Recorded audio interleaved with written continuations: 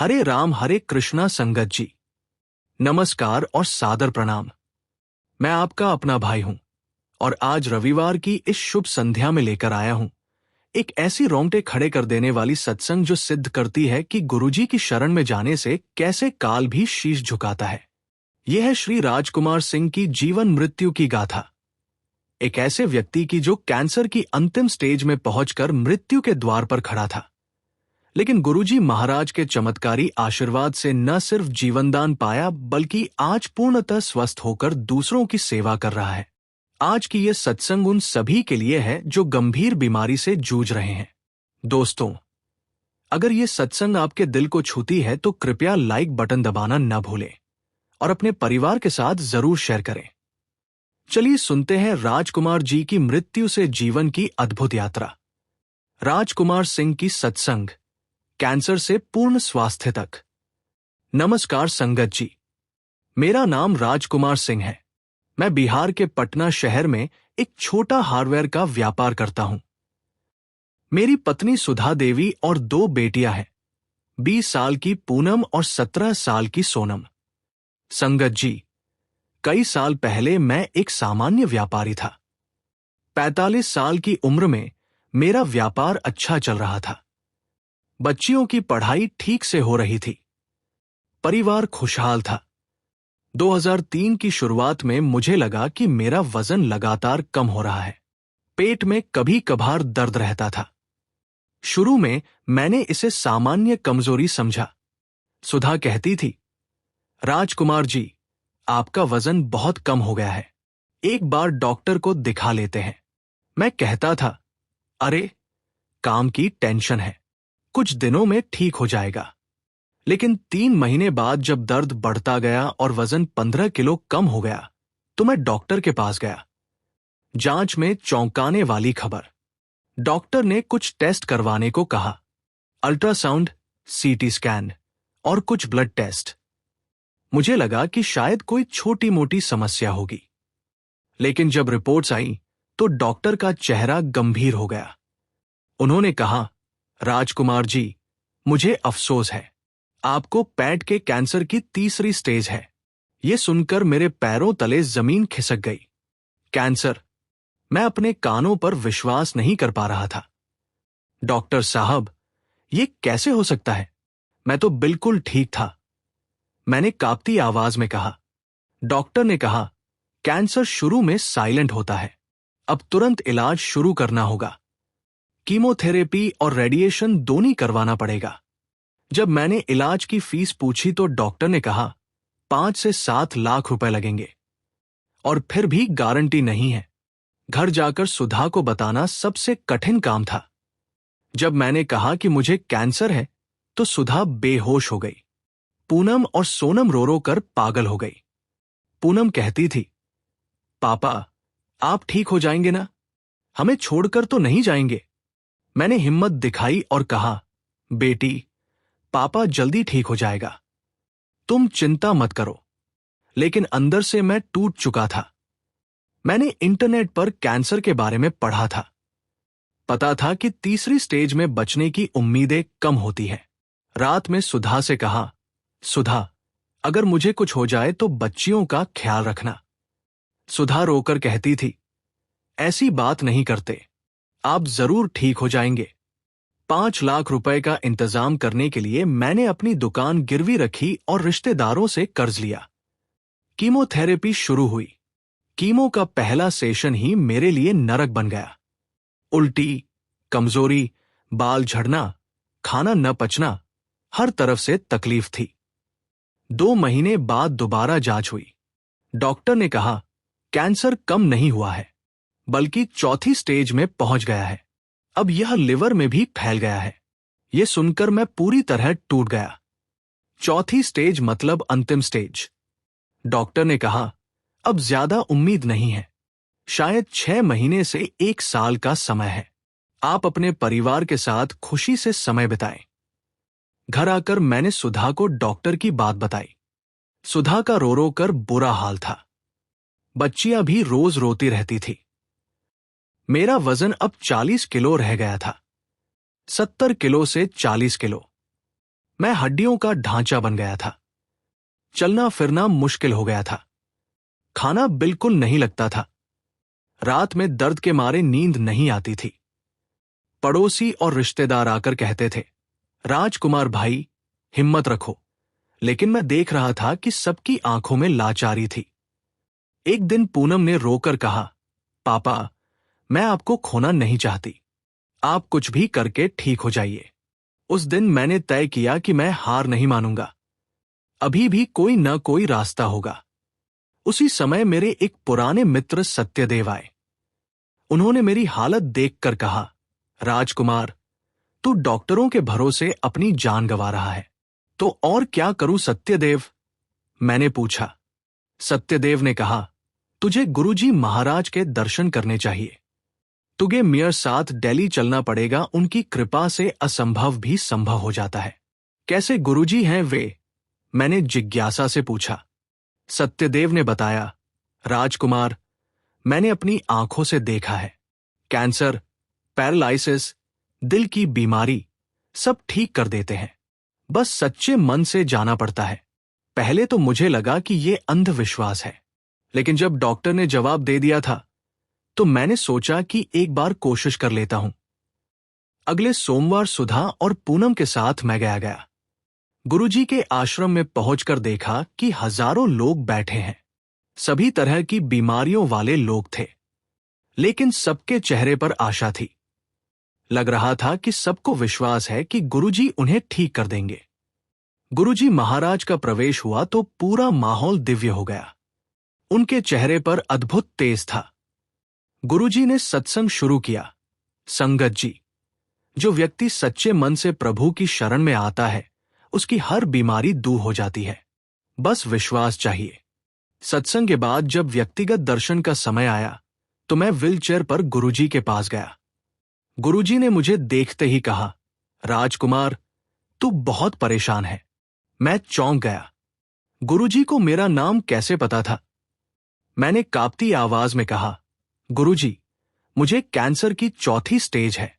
डॉक्टरों ने जवाब दे दिया है। गुरुजी ने मुस्कुराकर कहा, बेटा, डॉक्टर इंसान है, भगवान नहीं। तेरा समय अभी नहीं आया है। गुरुजी, क्या मैं ठीक हो जाऊंगा? मैंने आशा से पूछा। गुरुजी ने अपना हाथ मेरे सिर पर रखा। राजकुमार, तू रोज सुबह शाम, हे प्रभु, मुझे स्वस्थ करो कहकर प्रार्थना कर। 108 बार नमः शिवाय का जाप कर। मैं तेरे लिए प्रभु से विनती करूंगा। गुरुजी ने आगे कहा, और हां, अब कोई दवाई नहीं लेना, सिर्फ भगवान पर भरोसा रख। आश्रम से वापस आकर मैंने उसी दिन से दवाइयों को बंद कर दिया। सुधा और डॉक्टर दोनों ने मना किया, लेकिन मैं गुरुजी की बात पर अटल रहा। रोज सुबह 4 बजे उठकर स्नान करता, फिर भगवान शिव की मूर्ति के सामने बैठकर जाप करता था। हालांकि शुरू में बैठना भी मुश्किल था। पहले दिन से ही मुझे लगा कि मन में शांति आ रही है। दर्द भी थोड़ा कम लग रहा था। 1 हफ्ते बाद मैं थोड़ा खाना खा पाया। 2 हफ्ते बाद नींद ठीक से आने लगी। सुधा कहती थी, राजकुमार जी, आपके चेहरे पर एक अलग चमक आ गई है। 1 महीने बाद मैं बिना व्हीलचेयर के थोड़ा चल सकता था। 2 महीने बाद मेरा वजन 45 किलो हो गया। 3 महीने बाद मैंने दोबारा गुरुजी के दर्शन किए। गुरुजी ने मुझे देखकर मुस्कुराकर कहा, राजकुमार, तेरी मेहनत रंग ला रही है। गुरुजी, अब मैं कैसा हूं? मैंने पूछा। गुरुजी ने कहा, बेटा, तू ठीक हो रहा है, बस विश्वास बनाए रख। 4 महीने बाद मैं छोटे मोटे काम कर सकता था। 5 महीने बाद मेरा वजन 50 किलो हो गया। सबसे अच्छी बात यह थी कि अब मैं बिल्कुल नॉर्मल महसूस करता था। कोई दर्द नहीं, भूख लगती थी, नींद अच्छी आती थी। 6 महीने बाद मैंने सोचा कि एक बार डॉक्टर से चेकअप करा लेता हूं। जब मैं अस्पताल गया तो डॉक्टर मुझे देखकर चौंक गया। राजकुमार जी, आप, ये कैसे संभव है? आप तो पहले मरणासन्न थे, डॉक्टर ने कहा। मैंने कहा, डॉक्टर साहब, एक बार चेकअप कर दीजिए। डॉक्टर ने दोबारा सारे टेस्ट करवाए। जब रिपोर्ट्स आई तो डॉक्टर अपनी आंखों पर विश्वास नहीं कर पा रहा था। उसने कहा, यह तो चमत्कार है। आपके शरीर में कैंसर का कोई निशान नहीं है। आप बिल्कुल स्वस्थ हैं। मैं रो पड़ा। गुरुजी ने सच में मुझे नया जीवन दिया था। आज 2 साल बाद मैं पूरी तरह स्वस्थ हूं। मेरा वजन 65 किलो है। व्यापार दोबारा शुरू कर दिया है। बच्चियों की शादी की तैयारी कर रहा हूं। डॉक्टर आज भी कहता है, राजकुमार जी, आपकी केस मेडिकल साइंस के लिए चमत्कार है। मैं गुरुजी के मंदिर हर सोमवार जाता हूं। अब दुख लेकर नहीं, बल्कि कृतज्ञता लेकर जाता हूं। गुरुजी कहते द बेटा राजकुमार, तुझे नया जीवन मिला है। अब दूसरों की सेवा कर।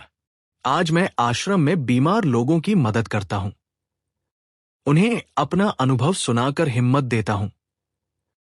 सुधा आज कहती है, राजकुमार जी, आपको खोने का डर अब नहीं लगता। गुरुजी ने हमारा परिवार बचाया है। पूनम और सोनम भी खुश हैं। वे कहती हैं, पापा, आप वादा करें कि अब हमेशा हमारे साथ रहेंगे। मैं उन्हें विश्वास दिलाता हूं कि अब मैं कहीं नहीं जाऊंगा।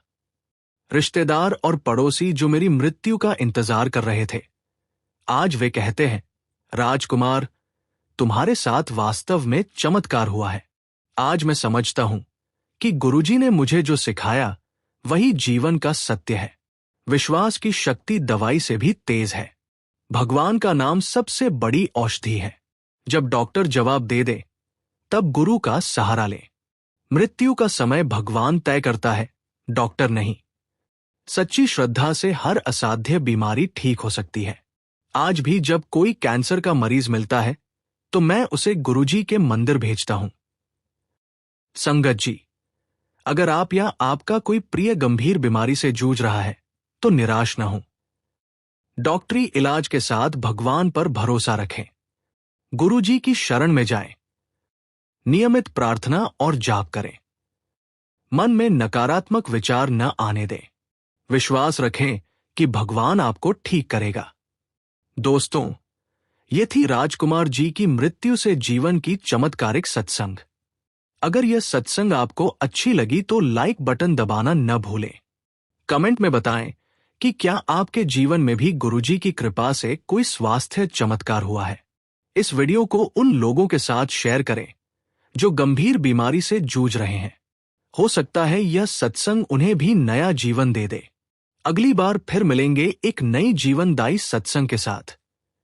तब तक के लिए, हे प्रभु, सबको स्वास्थ्य का वरदान दो। धन्यवाद संगत जी। संगत जी, अक्सर हम सबके जीवन में एक दौर ऐसा आता है जब लगता है कि सारी दुनिया हमारे खिलाफ हो गई है। न काम बनते हैं, न रिश्ते संभलते हैं, न सेहत साथ देती है। इंसान ये सोचकर घुटता रहता है कि क्यों मेरे साथ ही ऐसा हो रहा है। आज का सत्संग एक ऐसे ही परिवार की कहानी है जिसने वर्षों तक संघर्ष झेला, लेकिन जब गुरुजी के चरणों में पहुंचे तो उनका भाग्य ही बदल गया। यह परिवार दिल्ली के ही एक कोने में रहता था। पति सरकारी नौकरी में थे, लेकिन अचानक नौकरी छूट गई। घर चलाना मुश्किल हो गया। उसी दौरान पत्नी को गंभीर बीमारी हो गई। बच्चों की पढ़ाई भी रुकने लगी। एक के बाद एक समस्या ने ऐसा जाल बुन लिया कि घर में हर समय तनाव और आंसू ही रहते थे। संगत जी, एक दिन किसी पड़ोसी ने उन्हें छतरपुर मंदिर चलने के लिए कहा। पहले तो उन्होंने सोचा, जब इतने मंदिरों में जा चुके, जब इतने उपाय कर लिए, तो यहां जाने से क्या होगा। लेकिन फिर मन में एक हल्की सी आवाज आई, चलकर देखो। वे पहली बार गुरुजी के दरबार पहुंचे। संगत जी, जैसे ही मंदिर के भीतर बैठे, उन्हें लगा कि किसी ने उनका बोझ उतार लिया हो। वे रोने लगे, लेकिन वह रोना दुख का नहीं था। वो रोना गुरुजी की उपस्थिति को महसूस करने का था। गुरुजी ने उनके परिवार को धीरे धीरे अपनी माया से संभालना शुरू किया। पति को नई नौकरी मिली, जो पिछली से कहीं बेहतर थी। पत्नी की तबीयत ठीक होने लगी। बच्चों की पढ़ाई फिर से पटरी पर आ गई। जो घर निराशा और कलह से भरा था, वहां फिर से हंसी और सुकून लौट आया। संगत जी, ये कोई साधारण घटना नहीं है। ये वो करुणा है जो गुरुजी हर उस इंसान पर बरसाते हैं जो सच्चे मन से उनकी शरण में आता है। गुरुजी ने कहा था, मेरा दरबार सबका है, यहां कोई खाली हाथ नहीं जाता। आज आप ये सत्संग सुन रहे हैं, इसका मतलब है कि गुरुजी आपको भी अपनी छत्रछाया में ले रहे हैं। कमेंट में लिखिए, गुरुजी, मेरे घर में भी कृपा बरसा दो। नमस्कार और सादर प्रणाम।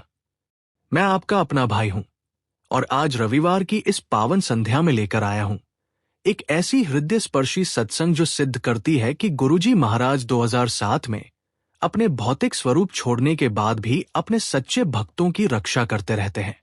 यह है श्री विनोद कुमार की अविस्मरणीय गाथा, एक ऐसे व्यक्ति की जो 2015 में जब भयंकर कर्ज और आत्महत्या के कगार पर खड़ा था, तब गुरुजी महाराज के मंदिर में जाकर और स्वप्न में दर्शन पाकर अपनी जिंदगी बदल ली। आज की ये सत्संग उन सभी के लिए है जो जानना चाहते हैं कि सच्चे गुरु भौतिक रूप छोड़ने के बाद भी अपने शिष्यों के साथ होते हैं। दोस्तों, अगर ये सत्संग आपके दिल को छूती है तो कृपया लाइक बटन दबाना न भूलें और अपने परिवार के साथ जरूर शेयर करें। चलिए सुनते हैं विनोद जी की निराशा से आशा की दिव्य यात्रा। विनोद कुमार की सत्संग, गुरुजी के स्वप्न दर्शन से जीवन परिवर्तन। नमस्कार संगत जी, मेरा नाम विनोद कुमार है। मैं पंजाब के लुधियाना शहर में एक छोटा ट्रांसपोर्ट का व्यापार करता हूं। मेरी पत्नी रेखा और एक बेटा है, 22 साल का राहुल। संगत जी, 2015 तक मेरी जिंदगी एक सफल व्यापारी की थी। मेरे पास 3 ट्रक थे, अच्छी आमदनी होती थी। राहुल की इंजीनियरिंग की फीस भी आसानी से भर देता था। लेकिन उसी साल एक बड़ी कंपनी ने मुझसे दिल्ली से मुंबई तक का बड़ा कॉन्ट्रैक्ट दिया। 20 लाख रुपए का सामान ट्रांसपोर्ट करना था। मैंने सोचा कि यह बहुत अच्छा मौका है, लेकिन भाग्य में कुछ और ही लिखा था। राजस्थान में एक ट्रक का एक्सीडेंट हो गया। ड्राइवर की मौत हो गई और पूरा सामान नष्ट हो गया। कंपनी ने मुझसे 20 लाख रुपए का मुआवजा मांगा। बीमा कंपनी ने केवल 5 लाख दिए। बाकी 15 लाख का नुकसान मुझे उठाना पड़ा। 15 लाख रुपए का इंतजाम करने के लिए मैंने अपने 2 ट्रक बेच दिए, घर भी गिरवी रख दिया। फिर भी 8 लाख रुपए कम पड़ गए। महाजनों से कर्ज लेना पड़ा। 3% मासिक ब्याज पर 8 लाख रुपए उधार लिए। सोचा था कि 3-4 महीने में कमाई से चुका दूंगा, लेकिन एक ट्रक के साथ काम इतना धीमा था कि महीने के 25,000 ब्याज भी मुश्किल से भर पाता था। मूल राशि छूना तो दूर की बात थी। 6 महीने में 8 लाख का कर्ज बढ़कर 12 लाख हो गया। साल भर में यह 18 लाख तक पहुंच गया। महाजन रोज घर आकर धमकी देते थे। कहते थे, विनोद, अब या तो पैसे दो या किडनी बेचकर दो। संगत जी, हम इस सत्संग को अभी आगे जारी रखेंगे, बट उससे पहले एक जरूरी बात। संगत जी, जीवन का असली सौंदर्य केवल लेने में नहीं, बल्कि देने में है। जब हम दान करते हैं तो हम केवल किसी की मदद नहीं करते, बल्कि ईश्वर के हाथों में अपना प्रेम सौंपते हैं। शास्त्रों में कहा गया है, दान ही ऐसा कर्म है जो मनुष्य के साथ परलोक तक जाता है। आज इस सेवा के माध्यम से एक पुकार उठ रही है उन मासूम बच्चों के लिए जिनकी आंखों में सपने हैं लेकिन हाथों में साधन नहीं। उन परिवारों के लिए जिनका चूल्हा कई बार बिना जले ही रह जाता है। और उन बुजुर्गों के लिए जो अपने आशीर्वाद से ही जी रहे हैं, लेकिन उन्हें सहारे की तलाश है। संगत जी, आपकी दी हुई छोटी सी श्रद्धा किसी के जीवन की सबसे बड़ी उम्मीद बन सकती है। सोचिए, जब आपके दिए गए दान से किसी घर में पहली बार रोटी पकेगी, तो उनकी दुआएं सीधे आपके जीवन को संवार देंगी। वीडियो में दिख रहे QR कोड का स्क्रीनशॉट ले लीजिए। कोई भी UPI ऐप खोलिए। स्कैन विकल्प चुनकर गैलरी से वो स्क्रीनशॉट चुन लीजिए। श्रद्धा अनुसार राशि डालकर पेमेंट पूरा कर दीजिए। आपका ये योगदान केवल पैसे नहीं होंगे, ये किसी की मुस्कान होगी, किसी का जीवन होगा, किसी की आत्मा की शांति होगी। संगत जी, ये सेवा आपकी ही है। आपके प्रेम और श्रद्धा से ही ये चल रही है। इसीलिए हम विनम्र निवेदन करते हैं कि इस सेवा में अवश्य योगदान दीजिए। जब सेवा चलती रहती है तो कृपा अपने आप बरसती रहती है। संगत जी, सत्संग हम आगे बढ़ते एच रेखा बहुत परेशान रहने लगी थी। कहती थी, विनोद जी, हमारी जिंदगी बर्बाद हो गई। कैसे निकलेंगे इस मुसीबत से? राहुल की पढ़ाई भी रुक गई थी। कॉलेज की फीस नहीं भर पा रहे थे। वो कहता था, पापा, मैं पढ़ाई छोड़कर कोई काम करता हूं। घर का माहौल हमेशा तनावपूर्ण रहता था। कभी महाजनों का फोन, कभी उनका आना जाना। पड़ोसी भी पीठ पीछे बात करते थे। रिश्तेदारों से भी नाता खराब हो गया था। जब भी मिलते तो पैसों की बात करते थे। किसी के पास इतनी राशि नहीं थी कि मेरी मदद कर सके। सबसे बुरी बात यह थी कि मेरा बचा हुआ एक ट्रक भी महाजन छीनने की धमकी दे रहे थे। 2015 के अंत तक मेरी हालत इतनी खराब हो गई कि मैंने आत्महत्या के बारे में सोचना शुरू कर दिया। एक रात मैंने सोचा कि मैं खुदकुशी कर लूं तो कम से कम मेरी लाइफ इंश्योरेंस का पैसा मिलेगा। रेखा और राहुल का गुजारा हो जाएगा। मैं छत पर गया और रस्सी का फंदा बनाने लगा। लेकिन अचानक राहुल की आवाज सुनाई दी। वो अपनी मां से कह रहा था, मम्मी, पापा को कुछ नहीं होगा ना? ये सुनकर मेरा दिल पिघल गया। मैंने सोचा कि मैं कायर की तरह भागना चाहता हूं। अपनी जिम्मेदारियों से मुंह मोड़ना चाहता हूं। उसी रात मैंने तय किया कि मैं आत्महत्या नहीं करूंगा। कोई न कोई रास्ता निकालूंगा। एक दिन मेरे पुराने मित्र करतार सिंह आए। उन्होंने मेरी हालत देखकर कहा, विनोद, तू बहुत परेशान लग रहा है। मैंने अपनी पूरी समस्या बताई। करतार सिंह ने कहा, यार, तू महाजनों के चक्कर में अपनी जान गंवा रहा है। तो और क्या करूं करतार? मैंने पूछा। करतार सिंह बोले, मैं तुझे गुरुजी महाराज के बारे में बताता हूं। वे अपना भौतिक स्वरूप छोड़ गए हैं, लेकिन आज भी उनके भक्तों की रक्षा करते हैं। कैसे? मैंने जिज्ञासा से पूछा। करतार सिंह ने बताया, उनका मंदिर है। वहां जाकर सच्चे मन से प्रार्थना कर। वे स्वप्न में आकर रास्ता दिखाते हैं। मेरे साथ भी ऐसा हुआ था। करतार सिंह के कहने पर मैं गुरुजी महाराज के मंदिर गया। ये 2016 की जनवरी की बात है। मंदिर का माहौल बहुत शांत और पवित्र था। गुरुजी का सुंदर चित्र था। चेहरे पर दिव्य प्रकाश था। मैं उनके सामने बैठकर रो पड़ा। मैंने कहा, गुरुजी, मैं बहुत मुसीबत में हूं। 18 लाख का कर्ज है।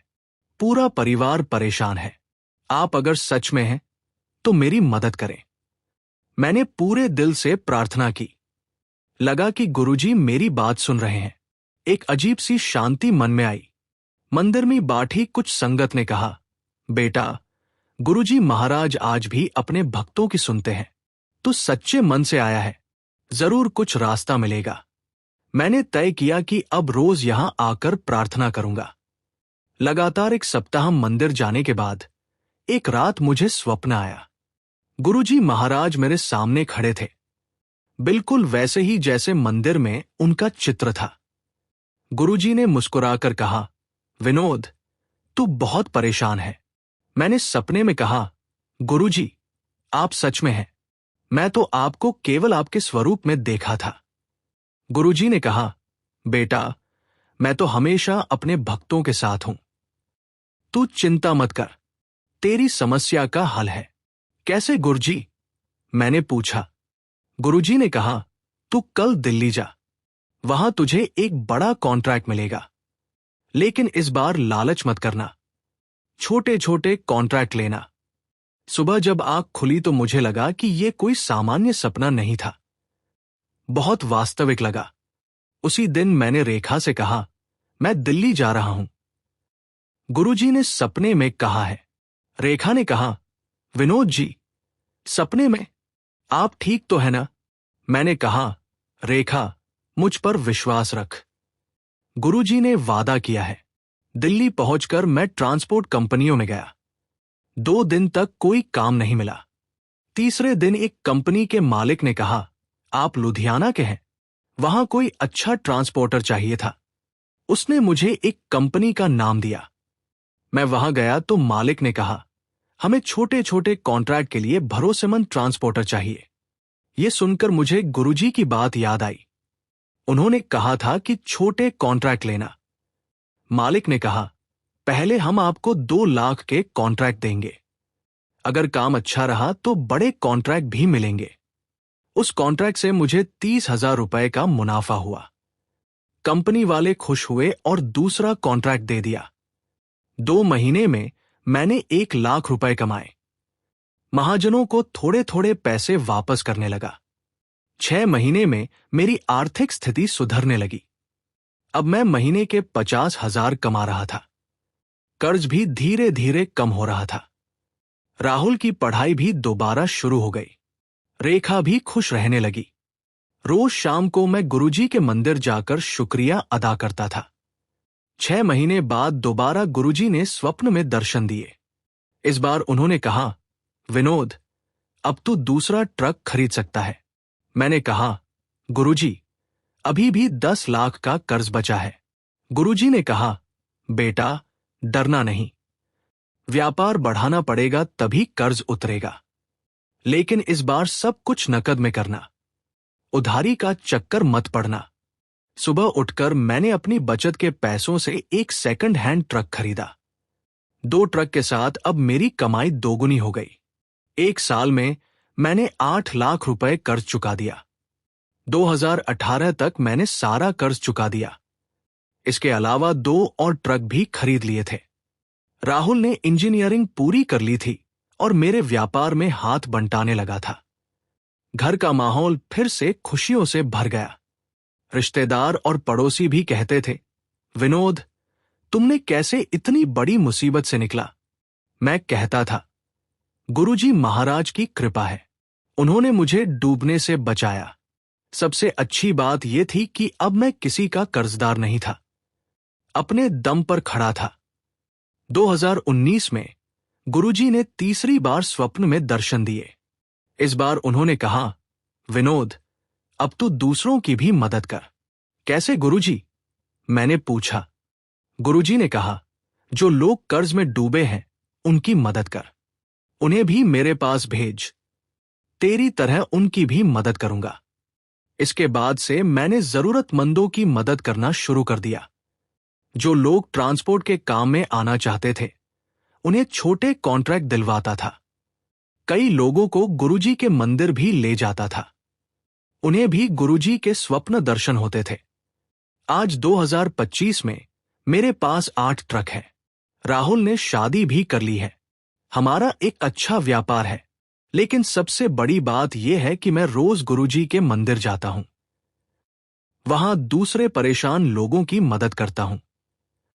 मैं उन्हें अपना अनुभव सुनाता हूं कि कैसे गुरुजी ने मुझे आत्महत्या से बचाया और जिंदगी दी। रेखा भी अब गुरुजी की भक्ति करती है। कहती है, विनोद जी, गुरुजी ने हमारा घर बचाया है। राहुल कहता है, पापा, मैं भी गुरुजी का आभारी हूं। उनकी वजह से मेरी पढ़ाई पूरी हुई। आज मैं समझता हूं कि गुरुजी महाराज ने मुझे जो सिखाया वही जीवन का सत्य है। सच्चे गुरु कभी अपने शिष्यों को नहीं छोड़ते। भौतिक रूप छोड़ने के बाद भी वे स्वप्न में आकर मार्गदर्शन देते हैं। मुसीबत के समय धैर्य रखना सबसे जरूरी है। आत्महत्या कभी समाधान नहीं है। मुश्किल समय में गुरु की शरण जाना ही सही रास्ता है। आज भी जब कोई बहुत परेशान होकर आता है तो मैं उसे गुरुजी के मंदिर ले जाता हूं। संगत जी, अगर आप भी किसी बड़ी मुसीबत में हैं तो याद रखिए, गुरुजी महाराज आज भी अपने भक्तों के साथ हैं। उनके मंदिर जाकर सच्चे मन से प्रार्थना करें। वे स्वप्न में आकर रास्ता दिखाएंगे। धैर्य रखें और उनके निर्देशों का पालन करें। मुसीबत से निकलने के बाद दूसरों की मदद करें। दोस्तों, ये थी विनोद जी की गुरुजी के स्वप्न दर्शन की अद्भुत सत्संग। अगर यह सत्संग आपको अच्छी लगी तो लाइक बटन दबाना न भूलें।